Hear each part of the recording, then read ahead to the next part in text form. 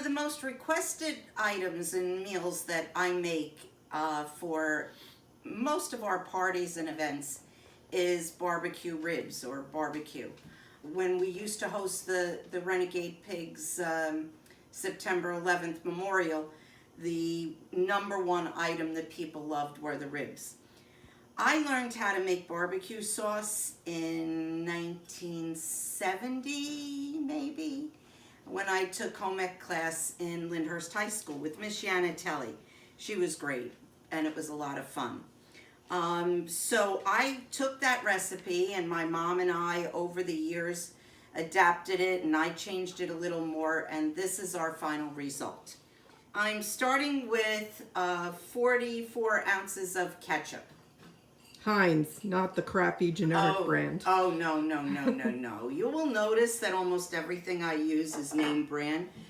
And again, you can use other things. It's just that I find that when you use name brand and you use the better products, your items come out better. If you want something to taste good, you have to, you get what you pay for. So normally I use the 64-ounce ketchup, but I couldn't find that, so I'm going to scale down the recipe, and I'll tell you why we do so much. So I'm starting with 4 ounces of butter, and I melt the 4 ounces of butter. Medium heat, high heat? Medium heat. Medium heat for the butter. And I have 1 small onion chopped up. Finely, right? Finely chopped. Yep, I didn't show you how to do that because I would scare you. The way I learned how to chop was into my hand, and I scare everybody when I do that, so I'm not going to show you how I chop. And I let them go in the saute in the butter until they're translucent. And we're going to just let that sit for a couple of minutes. This is a sweet barbecue sauce, right?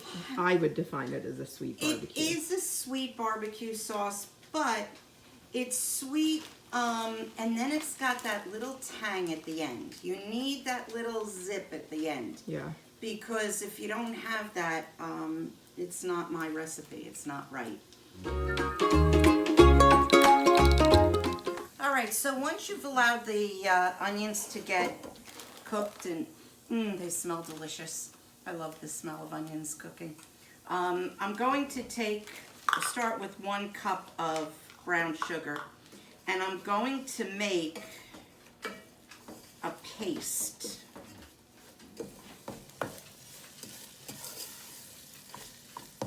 With the brown sugar and the onions, and just make like a paste. It's got to be thick.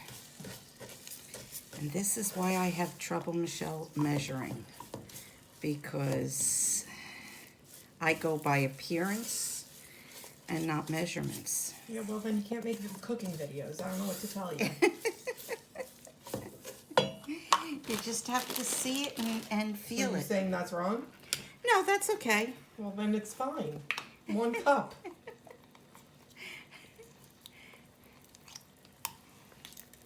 I'm going to add the entire bottle of ketchup. I want this a little brown, but it's going to get a little bit darker later because of the other ingredients I add. So I stir that all together, and then I am going to add the juice of a lemon. I do it into my hand so that the seeds don't go through. I suppose you could use a strainer. Why make more dirty dishes for the dishwasher? Worcestershire sauce. I splash probably about a tablespoon of Worcestershire sauce. And then I'm going to add a tablespoon of molasses. This was not in the original recipe from high school. A funny thing about cooking class, I learned to cook from my mom. When I was about 8 years old, my mom started making me cook Sunday dinners or weekend dinner, and she would have me she would stand over me as I was cooking, and she'd tell me what I was doing wrong and what I was doing right and teach me how to do things. And she would show me everything that I had to do, and eventually one day a week was my meal to make. And then when I went to high school and I took cooking class, Miss Janatelli gave us recipes that we would make every week. So one week we had tuna casserole. Yeah, pretty disgusting. And I came home really excited because that week's menu, I was going to make tuna casserole. So my father, I made the tuna casserole and I put it out for dinner. And my father looked at it and said, "What is this?" And my mother, as you would know, said, "And just eat it." He gagged through the entire meal. None of us could eat it. I didn't try it in school, even though we made it. We used to share it with people, but I didn't try it in school. So I knew everybody in the house liked tuna fish. Why wouldn't they like tuna casserole? It was disgusting. It was never made in my house again. So they're filled with water. I'm just trying to get the rest of the ketchup out. So it's probably about a quarter to a third of the way filled so that the ketchup will come out.